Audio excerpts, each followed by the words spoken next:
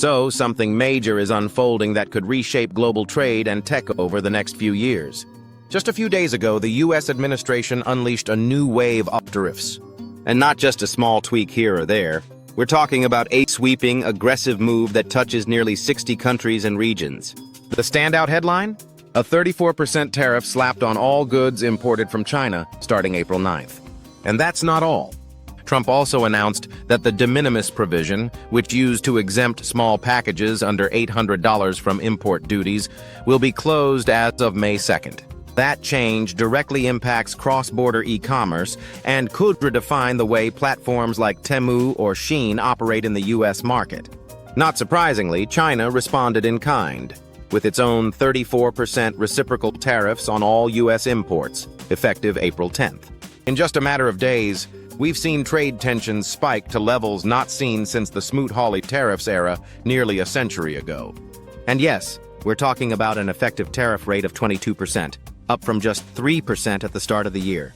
It's a back-to-the-future moment, reversing 8 decades of progress on global trade liberalization. But what does all this actually mean for China's tech giants, global AI competition, and e-commerce players? Let's unpack it. First, the immediate market reaction was harsh. U.S.-listed Chinese internet stocks dropped sharply last Friday. The KELWeb ETF fell over 9%, with individual names seeing 7 to 18% losses.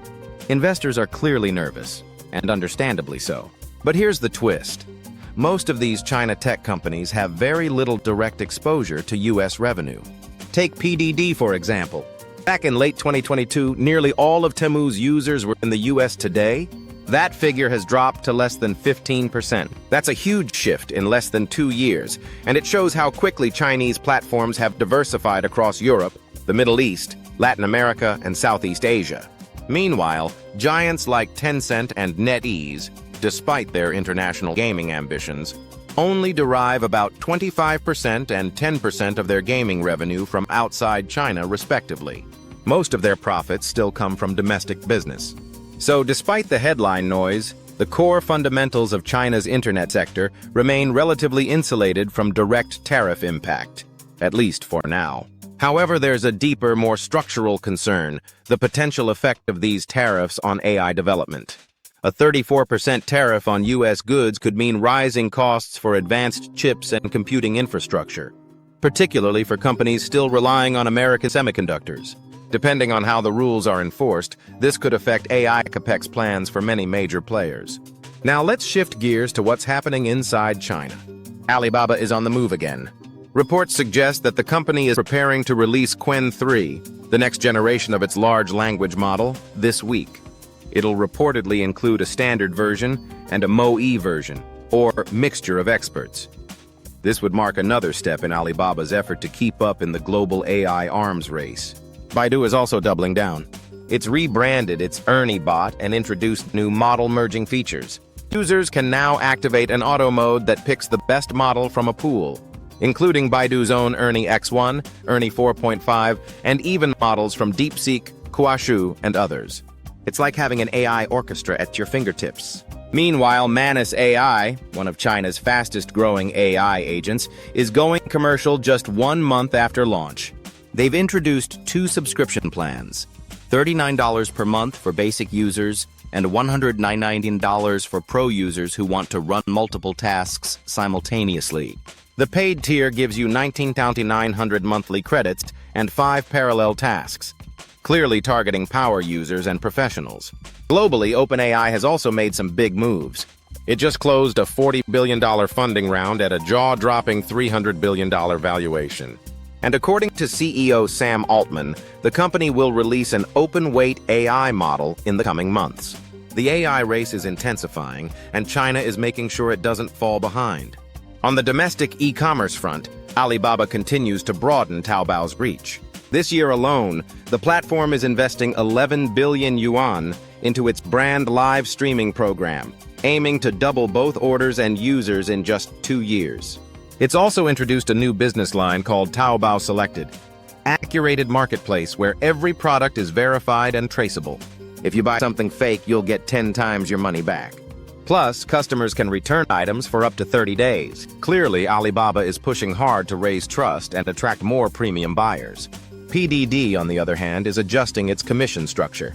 While most category rates remain stable or lower, they're adding more subcategories and detailed fee rules. It's still in the feedback phase, but the overall intent is to refine monetization without alienating merchants. And then there's TikTok. Trump just granted ByteDance a 75-day extension to sell the U.S. operations of TikTok to a non-Chinese owner. The original deadline was April 5th, now pushed to mid-June. This gives TikTok a bit more breathing room, but the clock is ticking and uncertainty looms large. So what does all of this add up to? We believe investors are now facing a much more asymmetric risk-reward setup. Compared with market troughs in October 2022 and September 2024, both of which were driven by fears over ADR delistings and regulatory headwinds, valuations for China's internet megacaps look quite undemanding. Median P ratios are sitting around 12 times forward earnings, with average 34% upside to 12-month target prices and limited downside to previous bear case scenarios. That's why we continue to prefer domestically focused businesses, especially those poised to benefit from potential policy easing in China. As our strategists have noted, if tariffs keep escalating and TikTok's fate hangs in the balance, Chinese authorities could respond with more domestic stimulus. And we're already seeing southbound inflows into HK-listed names helping offset foreign outflows. That trend is likely to continue. Our top picks? Tencent, Xiaomi, and PDD among megacaps. JD, NetEase, YMM Tal, and T-Com among large and mid-cap names. Especially for PDD, the market seems to be assigning little to no value to Temu right now, meaning you're essentially getting that entire business for free.